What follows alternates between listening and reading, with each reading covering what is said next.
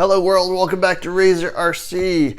I got a chance to drive my brand new Schumacher Storm over at the local track for a couple sessions actually. I recorded the first session and not the second one, but I thought I'd share my thoughts and also some running footage of this at the track. So basically, whenever you have a brand new kit, you spend most of the time on your first day just setting everything correctly, like your gearing, your slipper setting, timing on your ESC, just basic setup type stuff. So that's mostly what I was doing. Trying some different tuning things like running different batteries, different shock oil weights, that kind of thing.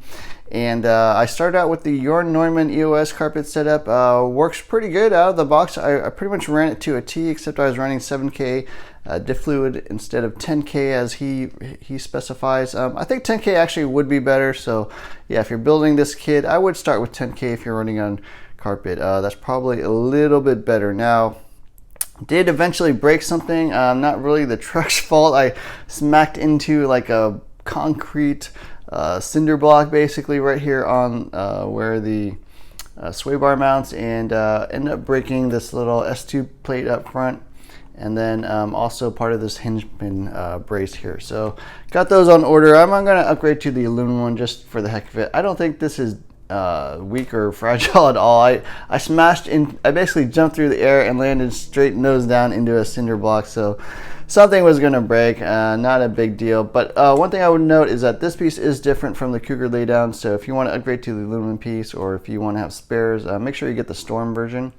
Yeah, and so body is holding up, looking pretty good overall. Definitely pick up your Schumacher parts from discountrcstore.com. They had pretty much everything I needed on inventory, so they're sending those out to me. So yeah, it's nice to have support from a company that can actually get you the parts for a little bit smaller brand, because definitely Schumacher is not something you're going to have at your local hobby store. So check them out for Schumacher parts.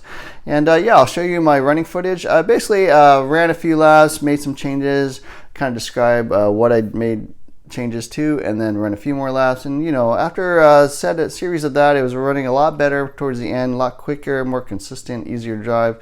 The main issue is pretty much kind of like these rear shocks. I'm not a big fan of the Schumacher springs, so I'm actually running associated springs, 12mm truck springs. I think they're the 72mm length in gray, but you do have to make some modifications. I have a video on this, how to change out your shock spring cups so that you can run associated springs. And I did have to get different ball cups basically from my Cougar laydown to mount those, because the Storm ball cups on the bottom are a little bit thicker, so the associated spring cups don't fit right like they do on the Cougar laydown. So anyways, I hope you enjoyed this video. Definitely like, share, subscribe, hit the notifications button, and look for more videos soon.